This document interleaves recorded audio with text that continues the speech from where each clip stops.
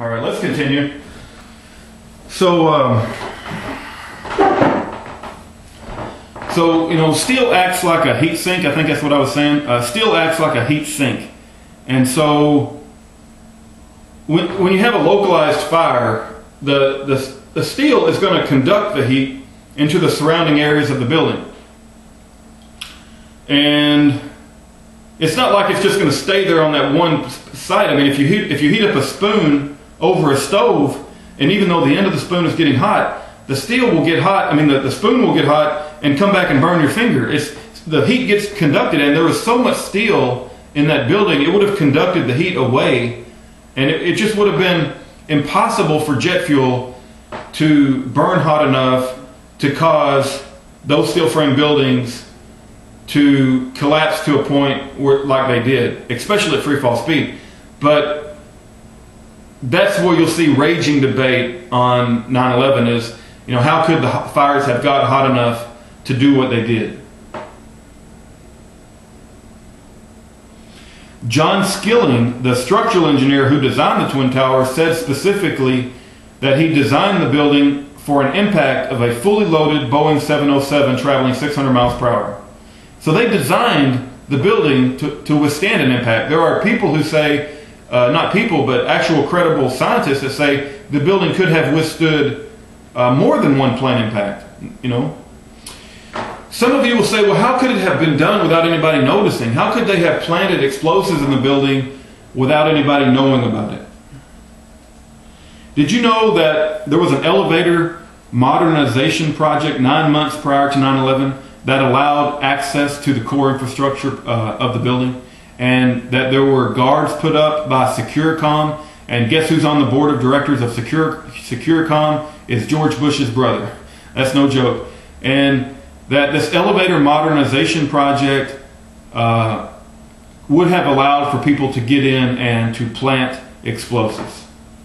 There were 1,100 bodies that were never accounted for or vaporized. So if the building is collapsing and people are getting squashed, you would think that there would be some squashed bodies. I mean, I hate to say it like that because, but you would think that there would be, but there's not. It's like everything got blown up. Everything got blown up into bits. There were 200 pieces of a body were identified to belong to a single person. All over the place. I mean, it's like the person was exploded. It's not like the person got squashed. It's like people were getting exploded. It's like there had to be explosions to account for the pyroclastic dust and things like that. Okay, let's talk about the military exercises that were scheduled the same day as 9/11. There's this Vigilant Guardian and Northern Vigilance, NORAD exercises. I think that's incredibly suspicious that you have these military exercises scheduled the same day that 9/11 occurred.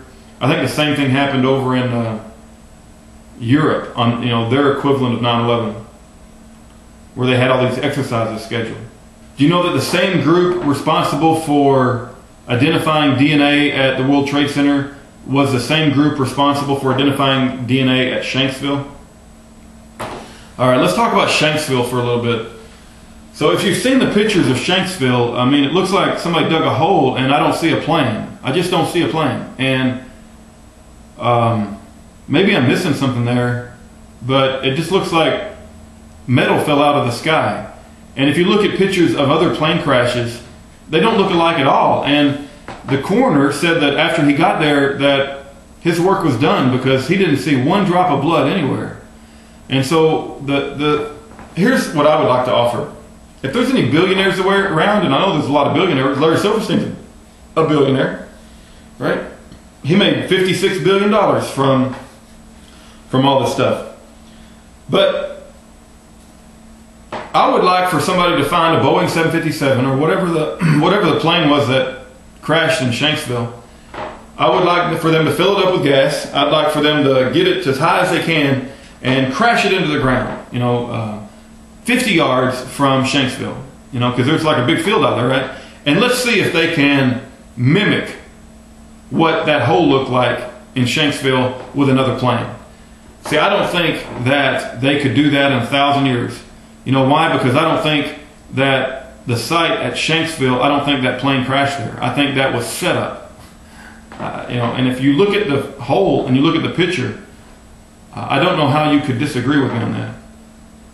In the World Trade Center, as far as the black boxes are concerned, I think Flight 93 was the only one that was recovered with voice. And I just think that is incredible. It's incredible to me that Flight 93 was the only one with a voice recorder. I know the others had voice recorders, but I'm just saying Flight 93 was the only ones that they recovered the actual voice. The supposed phone calls they released did not seem to me to be authentic. If you look at the pictures of Osama bin Laden, they say that he's left-handed, but yet the first video was him being right-handed. I don't understand that. I mean, how can a man be left-handed? Maybe he's ambidextrous. I guess that's possible, right? There's a very interesting story of gold that's talked about in Loose Change, 2nd edition, about there was a truckload of gold where they were trying to move gold from World Trade Center 7. They had moved it to underneath the World Trade Center 5 to get away from the South Tower. And there's a whole story about, they were trying to get,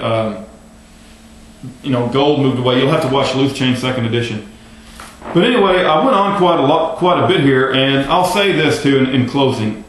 You may or may not have been convinced with the things that I've stated in this video.